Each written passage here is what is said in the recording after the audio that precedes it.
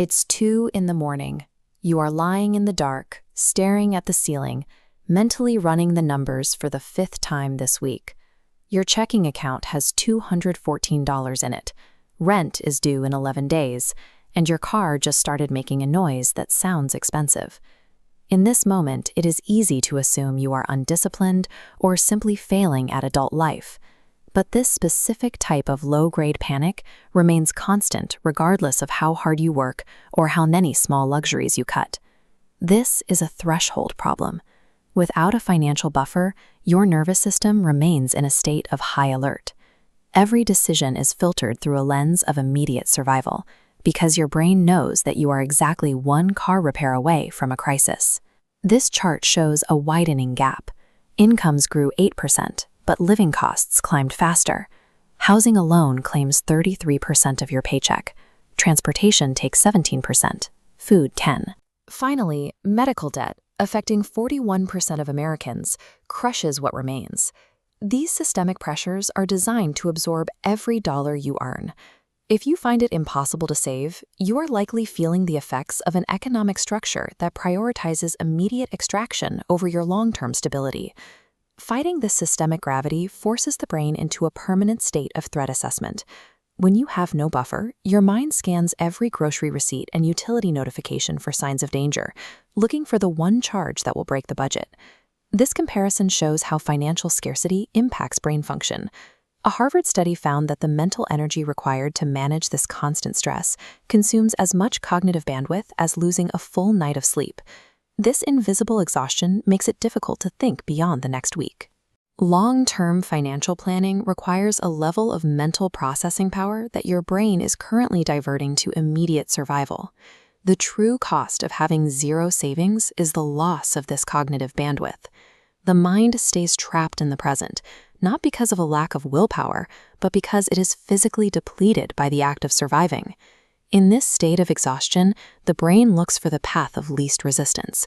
It defaults to present bias, a survival instinct that values immediate relief over future gains, leading us to spend on things that provide a momentary sense of comfort. This fuels lifestyle creep. A common example is the $700 car payment. Even if the math doesn't quite work, the brain craves the feeling of a win to offset the constant stress of the scarcity trap. This often leads to a performance of stability.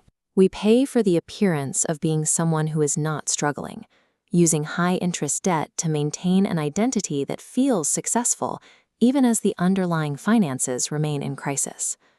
Maintaining this performance locks the remaining sliver of your income into a loop.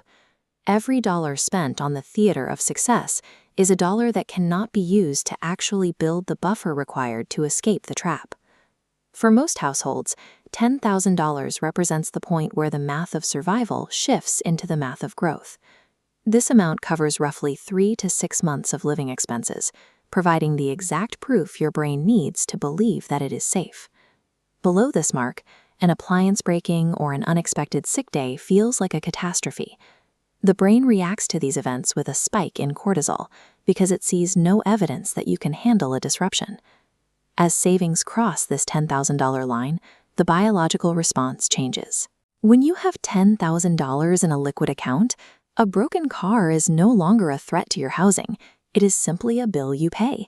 Reaching this total provides a neurological reset. By removing the immediate fear of ruin, you restore the cognitive bandwidth needed to make better decisions for your future.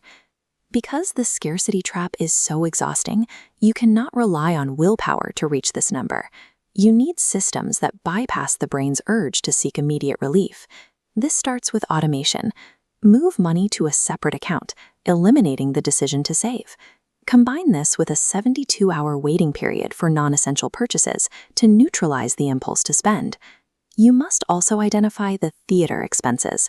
Find the one major monthly cost, usually a car or a specific housing choice, that exists primarily for social performance and cut it to accelerate your savings.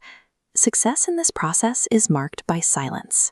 When the car makes a noise or a bill arrives, the internal threat scanner stays quiet. You no longer lie awake at 2 in the morning because your bank account finally contains the proof that you are safe. Accumulating this $10,000 changes your relationship with money. You move away from a life defined by financial fear and toward a position where you can actually begin to build for the long term.